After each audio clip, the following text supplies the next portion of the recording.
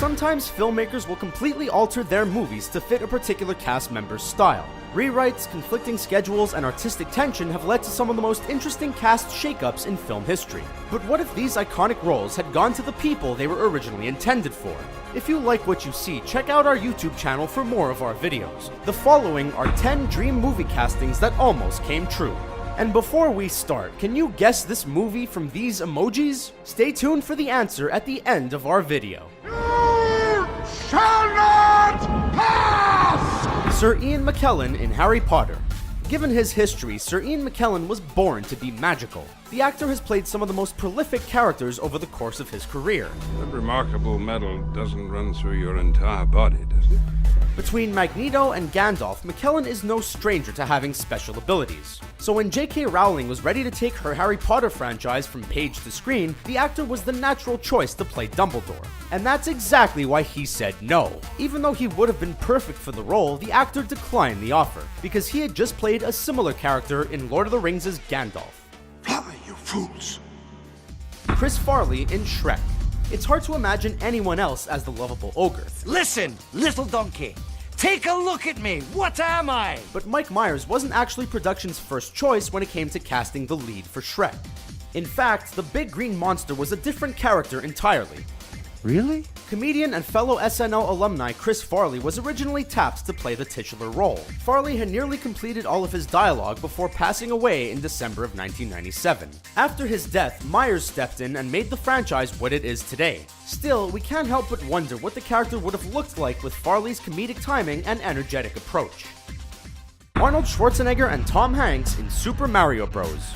If you don't already know, King Koopa, aka Bowser, is the callous ruler of a strange and beautiful place called the Mushroom Kingdom. He's a spiky bully, who is constantly kidnapping the princess and making it impossible for a little plumber named Mario to earn an honest living. The ill-fated big-screen adaptation of Nintendo's classic Super Mario Bros. Storyline cast Dennis Hopper to play the big bad fire-breathing Bowser. It also cast Bob Hoskins in the role of Mario, alongside his Luigi, John Leguizamo. Luigi Mario. Oh, you got a problem with that? It was a flop, and the casting is hardly to blame. But when we found out that Arnold Schwarzenegger was considered for Bowser, and Tom Hanks had actually signed on to play Mario, we couldn't help but think that the alternative product would have been way more epic. We're gonna be doing one thing, and one thing only. Killing Nazis. Brad Pitt in The Bourne Identity. At this point, Brad Pitt has proven he can handle any genre. Comedy, drama, vampires, Pitt can do it all. Grazie. And while we loved him in Spy Game, the movie he was originally slated to appear in turned out to be an even bigger deal. We may know the titular character from the Bourne franchise to be played by Matt Damon, but it was Pitt who was being considered for the role first. In what we assume was a very action-packed cost-benefit analysis, the actor elected to join the Tony Scott vehicle instead. Sure, it may have been the more cerebral choice, but that doesn't mean it was the smart one. Michael Jackson in Star Wars Episode 1: The Phantom Menace. When it comes to Star Wars Episode 1: The Phantom Menace, every fan has an opinion. But there seems to be a greater general consensus that Jar Jar Binks is the worst. You know, I find that Jar Jar creature to be a little odd. But friends, wait, consider this. What if the CGI monstrosity was played by the King of Pop instead? That's right folks, Michael Jackson wanted to play the Gungan, except his version of the character differed from George Lucas's. The director envisioned the character as being completely CGI, whereas Jackson wanted to don prosthetics and special effects makeup to achieve Jar Jar's odd appearance. When it comes to Star Wars, Lucas is the law, and a quick glance at the cover will tell you who won that argument. Emily Blunt in The Avengers. Emily Blunt has some serious acting chops. Audiences fell in love with the actress after her portrayal of a snooty, high-fashion assistant in The Devil Wears Prada. Yes. And when she showed up to kick everyone's ass alongside Tom Cruise in Edge of Tomorrow, audiences were blown away. But somewhere in between those two movies, the actress was very close to being cast as Black Widow in the Avengers franchise. The actress was bound to a multi-picture contract with a different company, and just before the rubber hit the road, the old contract reared its ugly head. Blunt was diverted into Gulliver's Travels instead, and Black Widow went to Scarlett Johansson. Bill Murray in Pirates of the Caribbean. With the exception of Garfield, Bill Murray can make any movie a watchable one. The actor's iconic big screen personality would have lent itself perfectly to the character of Captain Jack Sparrow.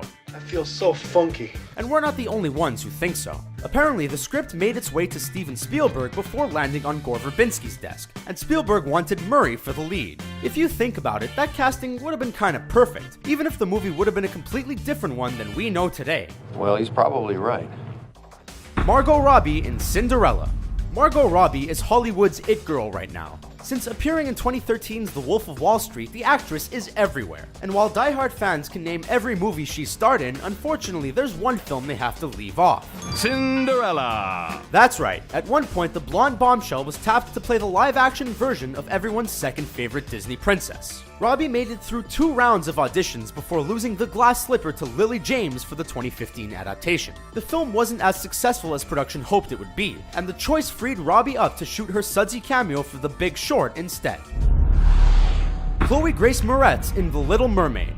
Over the past couple of years, Chloe Grace Moretz has been working her ass off. Since 2010, the actress has been involved with over 20 projects. And that's enough to make even the most seasoned Hollywood professional feel a little sluggish. But after cementing herself in the big screen lexicon, Moretz says she realized she was working on autopilot and losing passion for the work.